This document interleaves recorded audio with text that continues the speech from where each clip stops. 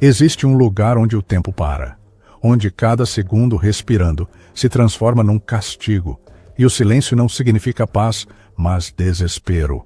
Um lugar onde até o som de um suspiro pode ser punido com a morte. Essa prisão não aparece em filmes, ela é real. Escondida nas montanhas da Síria, Saidnaya foi descrita por organizações internacionais como um matadouro humano, onde prisioneiros são mantidos em escuridão total, até perder a consciência, e muitos simplesmente nunca mais voltam. Aqui você vai ver como milhares de pessoas desapareceram sem deixar rastros, como sobreviventes relatam rituais de execução em massa, e como até ativistas famosos como Bassel Hartabil foram apagados da história sem qualquer julgamento. Se você acha que já viu o pior, prepare-se. O que vamos revelar neste vídeo pode ser o conteúdo mais sombrio que você já assistiu. Comente abaixo: eu ouvi o silêncio de Saidnaya, porque quando o mundo cala, o mal prospera. A poucos quilômetros de Damasco, longe das câmeras e dos olhos do mundo, ergue-se uma construção imponente, cercada por muros altos, torres de vigia e um silêncio que pesa mais do que o concreto. Saidnaya, uma prisão militar da Síria, é muito mais do que um centro de detenção. É um símbolo sombrio de controle absoluto, onde a vida é reduzida a uma rotina de medo e total ausência de esperança. O local foi originalmente criado como base militar, mas após o início da Guerra Civil Síria, passou a receber aqueles considerados inimigos do regime, ativistas, estudantes, jornalistas, até pessoas comuns denunciadas anonimamente. Uma vez lá dentro, suas vozes eram apagadas. Literalmente. O complexo é dividido em 2 grandes edifícios: o bloco branco, usado para confinamento e triagem, e o temido bloco vermelho, reservado para os detentos considerados mais sensíveis.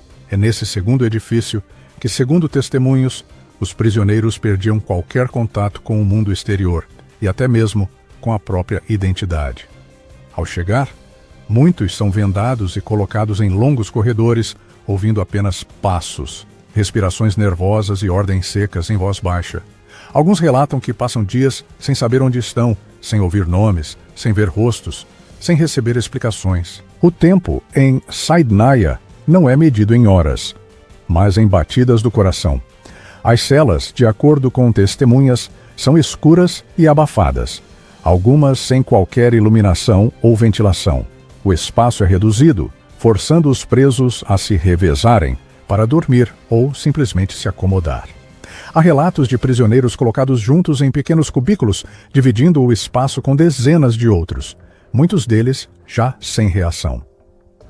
Uma das regras mais perturbadoras desse local é o silêncio absoluto.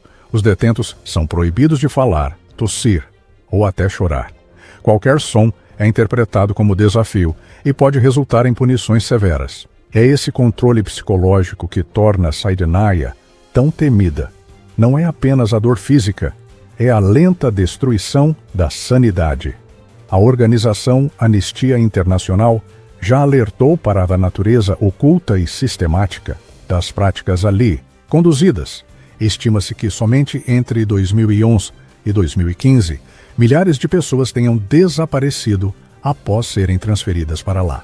Desaparecer em Saidnaya significa não deixar vestígios, nem para a própria família. As comunicações são cortadas, as visitas inexistentes, o destino dos detentos, um mistério mantido sob uma política de negação. Mas os relatos que escaparam falam por si.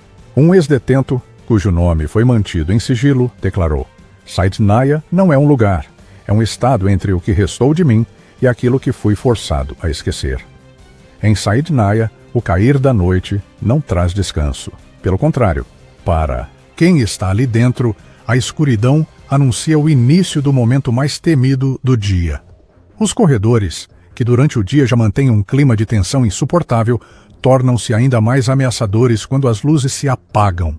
É quando se ouve o ranger das portas de ferro, o eco dos passos ritmados e um som específico que muitos sobreviventes jamais esqueceram: o leve arrastar de correntes no chão. Testemunhos detalham uma rotina que ficou conhecida como o ritual da noite. Os prisioneiros são tirados de suas celas em silêncio absoluto. Não há listas, não há aviso, apenas os sons. E o desaparecimento? Ninguém sabe quem será o próximo. Eles apenas escutam. Às vezes, por horas, tudo o que se ouve é o abrir de uma porta distante, um corpo sendo guiado, e depois, o retorno vazio. Segundo ex-detentos e relatórios internacionais, esses momentos estão ligados a procedimentos internos que, embora sem formalidade jurídica, resultam em transferências sem retorno. A grande maioria das famílias nunca é notificada. Elas apenas esperam e esperam por alguém que não volta. De acordo com a Anistia Internacional, havia um padrão oculto. Prisioneiros considerados culpados, em audiências secretas, com duração de poucos minutos, eram transferidos diretamente do Tribunal Militar para Saidnaya e dali para locais desconhecidos dentro do próprio complexo. Esses eventos, ocorrendo majoritariamente durante a noite, alimentaram a crença de que algo maior, silencioso e organizado acontecia longe de qualquer registro. E embora o governo negue oficialmente a existência de tais práticas, relatos consistentes, vindos de diferentes épocas, coincidem nos detalhes. O som dos grilhões, a marcha em fileiras, o toque metálico de correntes e, por fim, o vazio. Dos testemunhos mais marcantes, veio de um ex-oficial sírio que desertou e colaborou com investigações internacionais. Sob anonimato, ele revelou que parte do porão de Saidnaya era reservado para ações classificadas como não documentadas. Nesse local, segundo ele, os detentos eram mantidos incomunicáveis até que fossem retirados à noite, supostamente para procedimentos especiais. Nenhum desses prisioneiros retornava às celas. A profundidade do trauma vivido em Saidnaya é tamanha que até o som simples da rotina, como o tilintar de chaves ou o bater de portas, tornaram-se gatilhos de pânico para muitos que conseguiram sair de lá. É nesse silêncio absoluto e nessas rotinas sem explicações que Saidnaya moldou sua identidade. Uma prisão onde o destino é decidido em silêncio e a ausência vira sentença. Durante muito tempo, Saidnaya existiu apenas em rumores, sussurros entre famílias que buscavam desaparecidos, mapas imprecisos e poucos registros visuais.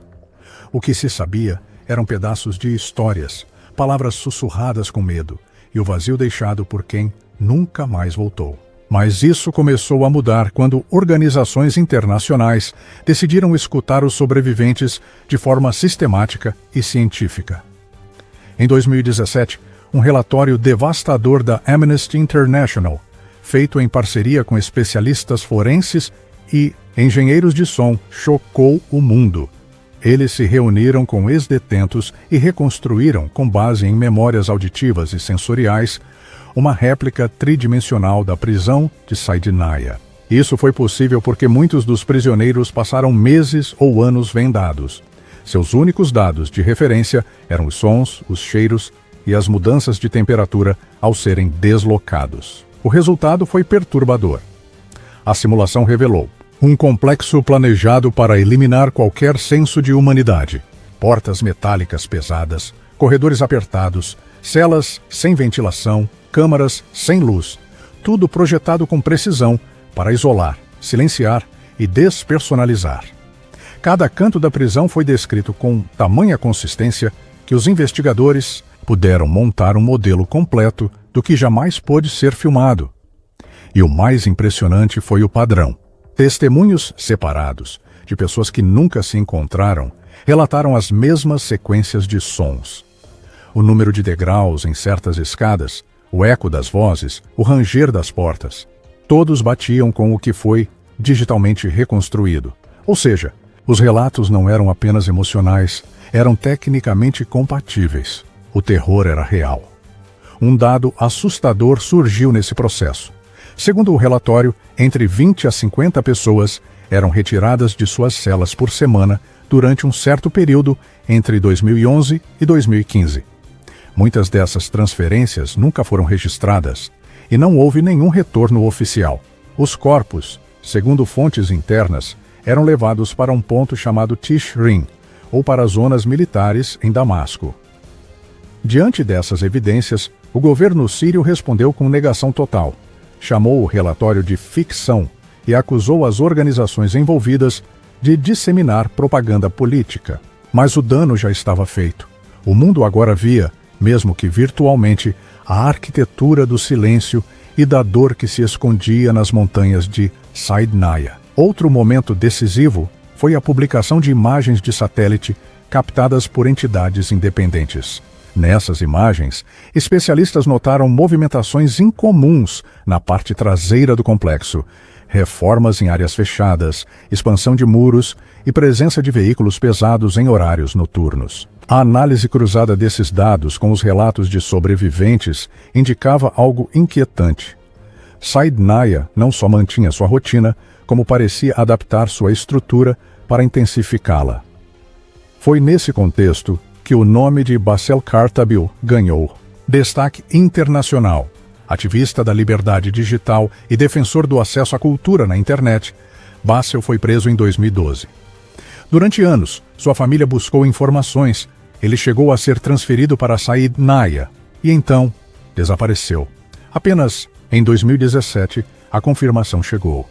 Ele havia sido executado secretamente. Nenhum detalhe foi dado, nenhum corpo entregue. O caso de Bassel se tornou o símbolo máximo daquilo que Saidnaya representa. Um local onde não se apaga apenas vidas, mas também ideias, esperanças e sonhos. Enquanto o mundo assiste de longe, entre relatórios e reconstruções digitais, quem viveu Saidnaya carrega as marcas que jamais poderão ser apagadas. Porque nem todo terror precisa de imagens para ser real. Às vezes, basta escutar o silêncio certo. Dizem que o tempo cura tudo, mas em Saidnaya, o tempo foi o próprio instrumento de destruição. Para os poucos que conseguiram sair de lá com vida, a liberdade não veio como um alívio, veio como um novo tipo de prisão, a prisão das memórias que ninguém consegue apagar. Omar al-Shogri, hoje conhecido internacionalmente, tinha apenas 17 anos quando foi detido. Participava de manifestações pacíficas quando foi acusado de ameaçar a segurança nacional. De lá, foi transferido entre várias instalações até chegar ao Bloco Vermelho de Saidnaya. Ficou encarcerado por quase 3 anos. O que Omar relata em entrevistas não é um simples testemunho, é um mergulho direto no inferno emocional que aquele lugar representa. Ele conta que, para suportar a rotina, criou personagens imaginários, simulava conversas e chegou a tentar relembrar, mentalmente, cada detalhe da infância, para não esquecer quem era. Mas mesmo assim, não foi suficiente. Ele viu colegas de cela perderem a noção do tempo, da identidade, da realidade. Havia um silêncio forçado, mas dentro de mim havia um grito constante. E o pior é que você não podia nem chorar.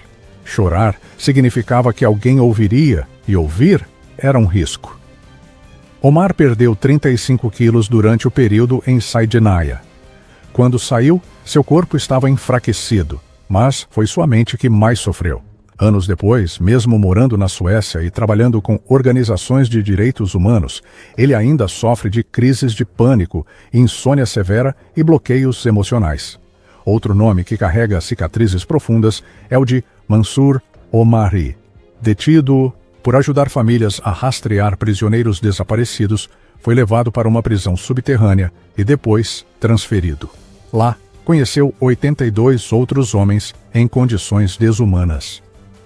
Sabendo que muitos deles não sobreviveriam, Mansour fez algo inacreditável. Com sangue e ferrugem, escreveu os nomes de seus companheiros em pedaços de pano, escondendo-os em seu casaco. Quando foi libertado, levou com ele aquelas pequenas peças de história, hoje guardadas como artefatos em museus de direitos humanos, como o Museu do Holocausto, em Washington. Essas histórias não são únicas. Outros sobreviventes relatam problemas de memória, fobias, dificuldades para se reconectar com a família. Um deles contou que, ao voltar para casa, não conseguia mais ficar em silêncio absoluto, porque o silêncio havia se tornado o som do medo. Dormir em um quarto escuro era impossível. Comer em um prato limpo causava desconforto. O corpo havia escapado, mas a mente, não. E o mais chocante, Muitos sobreviventes relatam um sentimento de culpa por ter sobrevivido. Isso porque viram centenas de companheiros sendo levados e nunca mais retornando. A memória se torna um peso.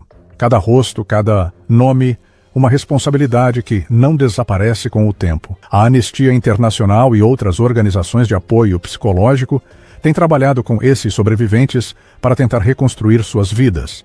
Mas a maior parte da recuperação não vem de sessões de terapia, vem de falar, de contar, de ser ouvido. E é por isso que vídeos como este importam, porque quando o mundo silencia, Saidinaya continua viva, mesmo depois dos gritos terem cessado. E se fosse você, sem voz, sem nome, sem céu? Saidinaya não é apenas uma prisão, é o retrato mais sombrio do que acontece quando o silêncio vira política e o esquecimento uma ferramenta de poder. Lá dentro, nomes são apagados, sonhos são esmagados. E o tempo se arrasta como um castigo sem fim. Mas hoje, você ouviu, você viu. Você se recusou a fazer parte do silêncio. Se chegou até aqui, comente abaixo. Eu ouvi o silêncio de Saidinaya. Porque cada comentário, cada compartilhamento é uma forma de impedir que essas histórias desapareçam como tantos que passaram por aqueles muros. Inscreva-se. Compartilhe este vídeo. Não por engajamento, mas por justiça.